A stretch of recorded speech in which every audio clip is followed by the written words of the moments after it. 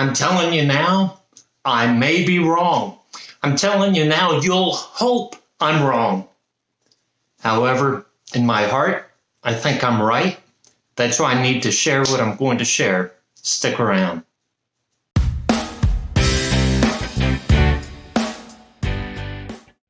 Hi, welcome back. My name's Joe Brown, and I'm a realtor with Century 21 List with Beggins located in South Tampa. Thank you so much for being here with me today. So if you saw my market update last week, I gave a promo for this week's video, today's video, and I said I'm going to talk about inflation. Now, I don't know if you're like me. I know I am. But when I was in school and somebody talked about economics and inflation, I fell asleep. Okay, that was not my subject. But I've gotten older, I've run schools, I have investments, and so it makes more sense to me. And there's some really concerning information out there that I need to share with you, okay? In fact, I have multiple pages of notes, and I'm going to read every single one to you. No, I'm not. So let's start just basically. What is inflation, right? And so the basic definition of inflation is the cost of goods goes up, it increases. Well, what causes inflation? See, that's a better question. And there's a couple things that cause inflation, but it all boils down to supply and demand. So, for example, the cost of goods increases. Why does the cost of goods increase? Because the materials needed to make the goods are in short supply. So fewer supplies, high demand, prices go up. And they pass that on to us, the consumer. Also, and really, I don't want to get political on this, but the cost of employees goes up. And so, listen, when I started my career, I mean, even before my career, minimum wage was $2.35. And you know what? I was happy with that. But then they increased it to $2.85, then $3.15, and it's gone up. And now they're talking about, let's make minimum wage $15 an hour, which is fine. But what happens then is everybody's making more money, so the cost of everything goes up. And so those people on minimum wage is no longer helping them, so we have to raise minimum wage again. And it becomes a vicious cycle.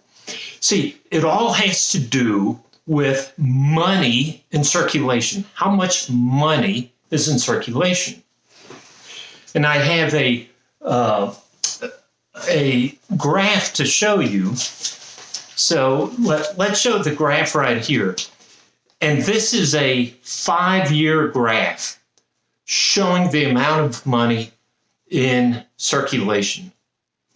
And you see it really took off right around 2020 because of the COVID, right? The stimulus checks went out. But then we've had, and I will blame this on the government, we've had massive government spending. So that money is in the economy and it's getting into the pockets of people, which is good. However, what does the Federal Reserve do when there's too much money in circulation? Well, we need to pull it back. And how does the Federal Reserve pull money back? Well, there's really two ways. Number one is they will sell you bonds. Why would people buy bonds? Because they'll offer, we'll give you 5% interest for the next 5 years if you give us your money, right? So they will sell bonds, and that takes money out of circulation. Now, that's really just kicking the problem down the line. Think about it this way. The government is going to sell you something for $9, but in 5 years, they're going to give you $10 for that thing. And so they're really putting more money into circulation further down the line. Now, it really depends on the economy. If the economy and production starts picking up, then the economy and the nation can absorb the extra money in the economy. Right now, we can't, so the Federal Reserve has to pull money off the table. The second way they do that is they raise interest rates. Because, and a friend of mine, John, says they want to destroy demand. They want people to stop spending money. So that's why interest rates have gone up. So if you go buy a car, it's much more expensive. Want to buy a house, much more expensive. So those items where you have to take a loan, it's more expensive to borrow the money. And so people are saying, okay, that's it. I'm not going to do it, which is exactly what the Federal Reserve wants to happen. They don't want you spending money. So the Federal Reserve will sell bonds, increase rates to have people stop spending money. So let's talk about interest rates, right? Interest rates go up. Well, that affects the 10-year Treasury yield. And again, this goes back to the Federal Reserve selling bonds, right? So what is the yield on those bonds? Now, earlier, when I say earlier, I mean months ago, I predicted that it was going to hit 4. But you know what? It hit 4.2 before coming back down. And so now it may be 3.6. And I want to show another graph real quick. And I showed this several videos ago. And you see the two lines. One line is the 10-year Treasury. That's the line in blue at the bottom. And the gold line is the mortgage rates. You see, the mortgage rates follow the 10-year Treasury. So, and we see that just recently because mortgage rates were 7.1 and they have come back to 6.3. So people think, oh, interest rates are going to keep going down. Well, I have some bad news. So let's back up about inflation and talk about inflation. So how does the Federal Reserve track inflation? They look at something called the CPI, the Consumer Price Index.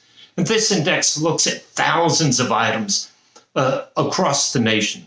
Well, gas, heating, bread, milk, eggs, right? Thousands of items.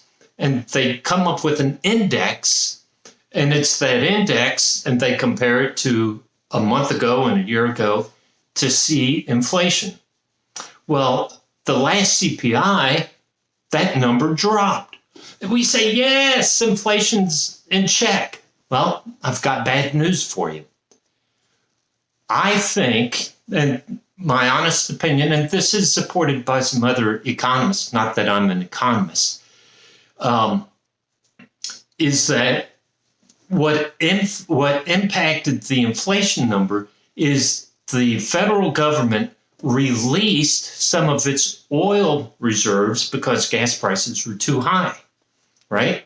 So they released the reserves, gas prices came down, and that's one of the factors for the CPI. So the CPI number is better.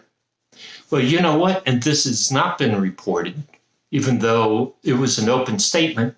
The OPEC ministers, which is the oil-producing countries, OPEC was not happy that the United States, went into this price, if you want to call it price fixing, not really price fixing, but release the reserves. So OPEC said they are going to raise the price of oil, and it could very well go over $100 a barrel again. If that happens, right? So if oil prices go up, that's going to affect our gas price at the pump, which is going to affect the CPI number, which is going to show that inflation is increasing. And so what does the Federal Reserve do if inflation increases? That's right, they raise rates. And they raise rates. And they raise rates.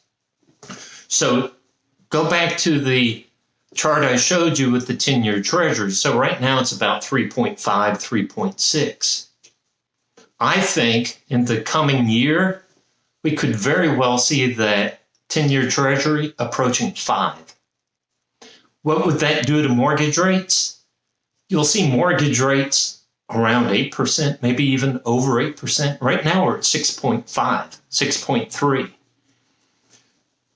So what does all this mean? So number one, either I'm wrong, right? No, I'm wrong, and I don't know what I'm talking about. Or I'm pretty right, and we're going to see inflation go up. That's the gamble all of us have to take. So as your trusted advisor, and listen, I make these videos because I want you to see me as a trusted advisor. What does my thinking mean for you? If you are a buyer of a home, there's one question you have to ask. Would you rather pay 6.5% interest or 8% interest? Right? It's really a no-brainer question. And when rates come down, if they come down, you can always refinance that mortgage to the lower rate. If you are a seller, you really have two questions to ask, or two things to consider. Number one, if what I'm saying is true, and buyers are looking at next year interest rates maybe reaching 8%, it's that fear of missing out. They're going to want to buy now. So there will be stronger buyer demand. Now, it's not going to be like what it was a year ago, right, where homes were flying off the market. But there will be buyer demand because, especially in South Tampa, buyers want to live in South Tampa and they'd rather pay a lower mortgage rate than what could be coming. The second thing for you to consider is if you have to sell. So let me stop right there. If you own a home now and you're at a 4% interest, the only reason you would sell is you have to sell, right? But because if you sell and go buy something else, you're paying that higher mortgage rate. So if you have to sell, would you rather lock in now at the 6.3, 6.5 interest rate, or wait until it increases to close to 8, right? So timing, if you're a seller, timing becomes a critical piece for you, right? So listen, I said at the beginning, this is not going to be a popular video. I truly believe in my heart what I'm sharing with you is the truth, right? And I'm really concerned with where the economy is going this next month. I do know that big commercial banks have been told, stop lending money, right? So that's why it's tougher for the single homeowner to get loans. That's also why there will not be a real estate market crash that people predict, because things are to get a loan, it's so much tighter than what it was before. People really have to qualify for the loans.